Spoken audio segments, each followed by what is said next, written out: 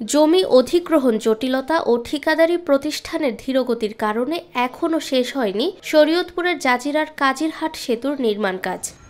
এতে ঝুঁকি নিয়ে প্রতিদিন জরাজীর্ণ পুরনো সেতু দিয়ে যানবাহন ও যাত্রীরা চলাচল করছেন। বিগত 5 বছর হয়ে যাব কাজ করতেছে না, একটু ধরে না। আমাদের এখানে একটা ব্রিজ আর পাশে আরেকটা ব্রিজ আছে, ওই ব্রিজটায় অনেক যানজট বাজে। এই ব্রিজটা সবসময় গাড়ি চলতে পারে না, যেহেতু এখানে একটা হাইওয়ে রোড আছে। শরীয়তপুর অনেক গাড়ি আছে, পরিবহনগুলো ঢাকা থেকে আসে, এই গাড়িগুলো চলতে পারে না। প্রতিদিন নিয়ত এখানে জাম বেঁধেই থাকে। সড়ক ও জনপথ বিভাগ ও স্থানীয় সূত্রে জানা যায়, পদ্মা সেতু চালুর পর শরীয়তপুর জেলা শহর থেকে নাওডোবা পর্যন্ত ২৭ কিলোমিটার সড়ক ঢাকামুখী প্রধান রুটে পরিণত হয়েছে। ১৯৯১ সালে নির্মিত কোটাপাড়া ও কাজিরহাট সেতু দীর্ঘদিনে নাজুক হয়ে পড়ায় ২০২০ সালে নতুন দুটি সেতু নির্মাণের প্রকল্প হাতে নেয় শরীয়তপুর সড়ক ও জনপথ বিভাগ। ৫৯ কোটি টাকার ওই প্রকল্পে কোটাপাড়া সেতুর কাজ শেষ হলেও কাজিরহাট সেতুর কাজ এখনও শেষ হয়নি। ফলে কয়েক হাজার যানবাহন প্রতিদিন ঝুঁকিপূর্ণ পুরনো সেতু দিয়েই চলাচল করছে।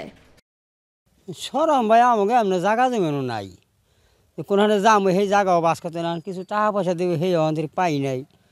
কোন মি যাবো না এটা চিন্তা ভাবনা আছে।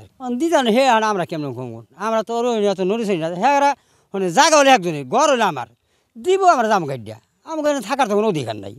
ডুবি সাগর কাজিরহাট যে ব্রিজ দিতেছে, এই ব্রিজের অধিগ্রহণে যে জায়গা জমি গেছে আমাদের, আমরা এই জায়গা জমির ক্ষতিপূরণ এখনও পর্যন্ত পাই নাই।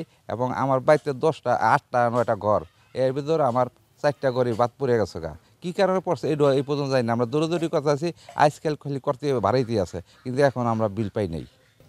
এটা একটা কেস আটকে আছে শিকস্তি, কারণ ওদের যে শ্রেণী, সেই শ্রেণীর মধ্যে মালিকের শ্রেণীর ঘরে শিকস্তি। এটা আমরা মন্ত্রণালয়ে কথা বলেছি, চিঠি লিখেছি, এবং এটা নীতি নির্ধারণী বিষয়, আইনগতভাবে এটা সমাধান হবে। এটা আসলে আমি এইখানে বলতে পারবো না যে হ্যাঁ এরা পেয়ে যাবে, তো পাবে না।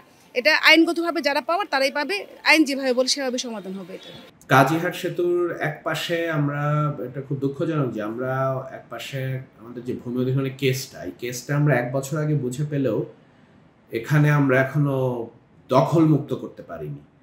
তো আমরা এর আগে 2বার চিঠি দিয়েছি ওই জায়গা দখল করার জন্য, জেলা প্রশাসন ডিসি অফিস বরাবর। ম্যাজিস্ট্রেট নিয়োগ দেওয়া হয়েছে, কিন্তু দুঃখজনকভাবে কোনো এক কারণে ম্যাজিস্ট্রেট তারা এখানে কোনো উচ্ছেদ অভিযান চালায়নি। এবং ওখানেও আমরা ব্যক্তিগতভাবে ওখানে সরিয়ে কাজ, বাড়িঘর যা আছে সরিয়ে কাজ করতে যেও চরম বাধার সম্মুখীন হয়েছি, আমরা সেটা করতে পারিনি।